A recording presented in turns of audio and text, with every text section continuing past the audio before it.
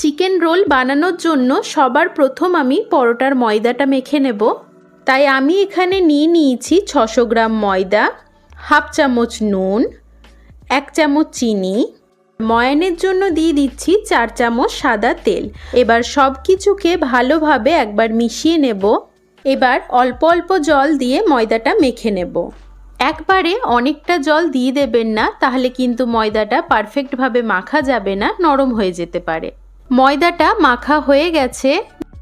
এবার এই ডোটার গায়ে সামান্য একটু তেল লাগিয়ে 1 ঘন্টা ঢেকে রেখে দেব। ততক্ষণ এইদিকে চিকেনের প্রিপারেশনটা করে নেব।